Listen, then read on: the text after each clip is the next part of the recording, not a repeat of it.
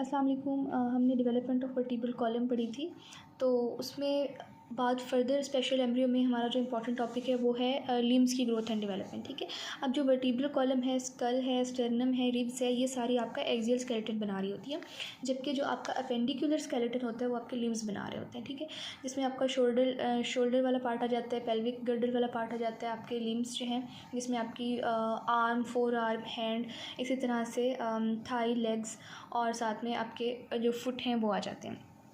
तो आज हम पढ़ेंगे कि लिम्स किस तरह बनते हैं, उनकी ग्रोथ एंड डेवलपमेंट किस तरह से होती है। सो योर लिम्स जो है ना, including the shoulder girdle and the pelvic girdle constitute the appendicular skeleton.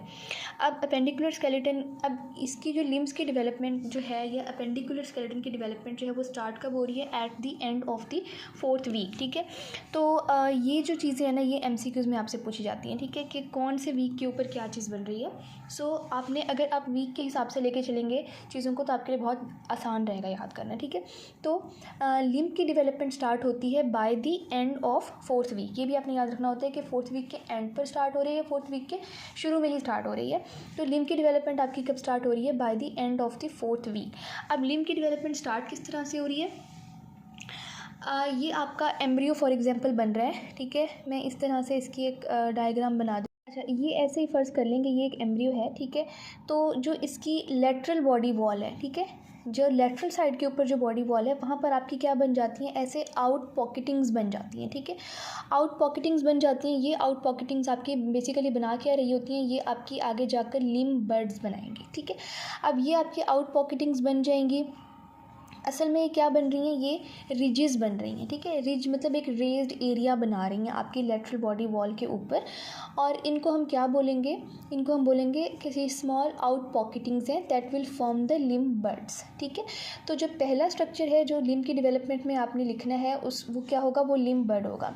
लेकिन लिम्ब बड अपीयर किस तरह से होगा? By the end of the 4th week limb bud appear होगा as small out pocketings which will form ridges on the lateral body wall of the embryo. ठीक है, यहाँ तक आपका कवर हो गया कि आपकी आउट पॉकेटिंग्स बनी है जो कि रिजेस बना रही है on the lateral body wall. अब by the end of the 4th week ये प्रोसीजर स्टार्ट हुआ था। बाय द 5th वीक जब एम्ब्रियो होगा, तो उसमें आपका एम्ब्रियो जो होगा वो बर्ड स्टेज तक पहुंच चुका होगा। ठीक है ना, लिम्ब बर्ड आपका फुली डेवलप हो चुका होगा। ठीक है, अब लिम्ब बर्ड होता क्या है? बेसिकली लिम्ब बर्ड के अंदर दो चीज़ें होती हैं। ठीक है, एक होता है मीजेनकाइमल कोर। ठीक है, एक मीजेनकाइमल कोर होता है। अब मीजेनकाइमल कोर क्या होता है? ये कहाँ से ड्राइव हुआ होता है? मीजेनकाइमल कोर आपका ड्राइव होता है parietal layer of the lateral plate mesoderm.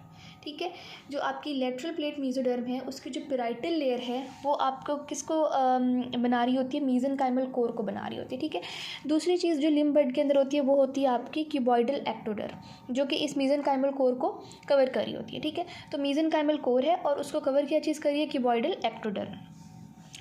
अब ये जो आपकी parietal layer of the lateral plate mesoderm है, ये क्या चीज़ बना रही है? ये बनाएगी बोन्स। ठीक है, एंड द कनेक्टिव टिश्यू, यानी जो आपके जो एम्ब्रियो के लिम्स होंगे उनका बोन्स और कनेक्टिव टिश्यू बनाएगी। ठीक है, तो अब लिम्ब बड का पता होना चाहिए आपको। By the end of the 5th week आपका जो एम्ब्रियो है वो लिम्ब बड स्टेज तक पहुंच चुका है, यानी लिम्ब बड फुली डेवलप हो चुका है। लिम्ब बड किस चीज़ से बना होता है? एक मीजेनकाइमल कोर से बना होता है, और वो मीजेनकाइमल कोर कहाँ से आता है? वो parietal layer of the lateral plate mesoderm से आता है, और वो दो चीज़ों को बनाता है, bones and the connective tissue. अब इस क्यूबॉइडल एक्टोडर्म का क्या काम होता है? अब ये जो क्यूबॉइडल एक्टोडर्म होती है ना, इसको आप इस तरह से समझें कि ये जो क्यूबॉइडल एक्टोडर्म है ना, अगर ये इस तरह से आपकी एक आ रही है लिम्ब बड, ठीक है, तो जो इसका जो डिस्टल मोस्ट पार्ट होगा ना, ठीक है, यहाँ पर ये एक्टोडर्म जो होगी वो थिक हो जाएगी, और यहाँ पर ये एक्टोडर्म थिक होकर क्या बनाएगी? यहाँ पर ये एक्टोडर्म थिक होगी और यहाँ पर ये बनाएगी AER। ठीक है, और ये AER क्या होती है? This AER is known as apical ectoderm ridge.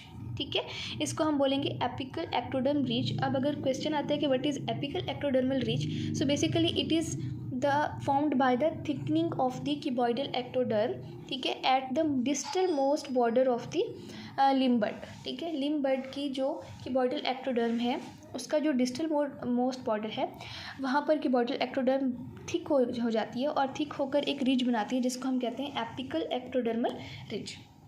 ठीक है, आई होप आपको यहाँ तक समझ आ गया होगा। अब जो एपिकल एक्टोडर्मल रिज है, इसका काम क्या होता है? ठीक है, ये जो है ना वो इन्फ्लुएंस करती है किसको? इन्फ्लुएंस करती है अपनी एडजेसेंट मीज़ेनकाइम को, ठीक है। इसके साथ जो मीज़ेनकाइम है, मीज़ेनकाइमल कोर है, उसको इन्फ्लुएंस करेगी और इसके ऊपर क्या इन्फ्लुएंस डालेगी, ये उसको प्रोलिफरेटिंग अनडिफ्रेंशिएटेड जोन के अंदर रखेगी, ठीक है। उसको डिफ्रेंशिएट नहीं होने देगी, उसके सेल्स को जो एपिकल एक्टोडर्मल रिज है, इसके इन्फ्लुएंस के अंडर जो इसके नेबरिंग सेल्स हैं, नेबरिंग जो मीज़ेनकाइम के सेल्स हैं वो प्रोलिफरेट करते रहेंगे और अनडिफ्रेंशिएटेड फॉर्म के अंदर रहेंगे, ठीक है। तो अब होगा क्या कि वो सेल्स जो आपके एपिकल एक्टोडर्मल रिज से दूर हैं वो आहिस्ता आहिस्ता डेवलप होने लग जाएंगे किस चीज़ के अंदर, आपके डिफ्रेंशिएटेड सेल्स के अंदर, ठीक है। डिफ्रेंशिएटेड सेल्स के अंदर डेवलप होने लग जाएंगे और क्या बनाना शुरू कर देंगे, वो आपके कार्टिलेजेस और मसल्स बनाना शुरू कर देंगे, ठीक है।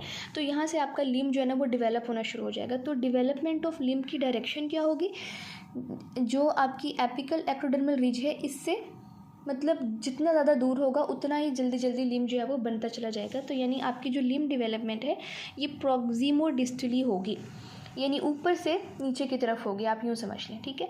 प्रॉक्सिमोडिस्टल डायरेक्शन होती है लिम्ब डेवलपमेंट की। सो लिम्ब डेवलपमेंट अकर्स प्रॉक्सिमोडिस्टली और इसके 3 कंपोनेंट्स होते हैं, स्टाइलोपॉड, ज़िगोपॉड और ऑटोपॉड, ठीक है। स्टाइलोपॉड जो होता है वो उसमें आपकी क्या चीज़ आ जाती है, उसमें आपकी ह्यूमेरस आ जाती है अगर हम आर्म की बात करें, और अगर हम लेग की बात करें तो क्या आ जाती है, फीमर आ जाती है। इसी तरह से ज़िगोपॉड में क्या आ जाएगा, ज़िगोपॉड में रेडियस और अल्ना आ जाएंगे, ठीक है। और अगर हम लोग लेग से बात करें तो वहाँ पर हमारे पास क्या आ जाएगा, टिबिया एंड फाइबुला। और ऑटोपॉड में क्या आ जाएगा, कार्पल्स, मेटाकार्पल्स, ठीक है, ये सारी चीज़ें आ जाएंगी। तो इस तरह से आपके जो है ना वो 3 कंपोनेंट्स बन जाएंगे लिम्ब डेवलपमेंट के, स्टाइलोपॉड, ज़िगोपॉड, ऑटोपॉड, और इसकी डायरेक्शन क्या होगी, प्रॉक्सिमोडिस्टली। अब नेक्स्ट पार्ट में देखते हैं कि आगे फर्दर क्या होता है। एम्ब्रियो 6 वीक तक पहुंच जाता है, ठीक है। तो जो हमारी लिम्ब बड थी उसका जो टर्मिनल पोर्शन होता है, ठीक है, वो फ्लैटेंड हो जाता है। अब टर्मिनल पोर्शन फ्लैट होकर क्या बनाता है, hand plate and the foot plate, ठीक है। हैंड प्लेट और फुट प्लेट बनाएगा और ये टर्मिनल पोर्शन जो होगा वो आपके प्रॉक्सिमल पोर्शन से सेपरेट होगा बाय अ कॉन्स्ट्रिक्शन, ठीक है। एक कॉन्स्ट्रिक्शन आएगी जो आपके प्रॉक्सिमल पोर्शन को अलहदा कर देगी। जिस तरह से आपको एक कॉन्स्ट्रिक्शन नज़र आती है आपके हैंड में और आपकी फोर आर्म के दरमियान, ठीक है। तो एक कॉन्स्ट्रिक्शन आ जाएगी जो आपके प्रॉक्सिमल पोर्शन को आपके डिस्टल पोर्शन से अलहदा कर देगी, ठीक है। और जो आपका टर्मिनल पोर्शन होगा लिम्ब बड का वो फ्लैट होकर आपकी हैंड प्लेट और फुट प्लेट बना देगा। उसके बाद फिंगर्स और टोज़ किस तरह से बनेंगे, फिंगर्स और टोज़ बनेंगे जो आपका डिस्टल मोस्ट पोर्शन था उसको हमने क्या कहा था, उसको हमने कहा था एपिकल एक्टोडर्मल रिज।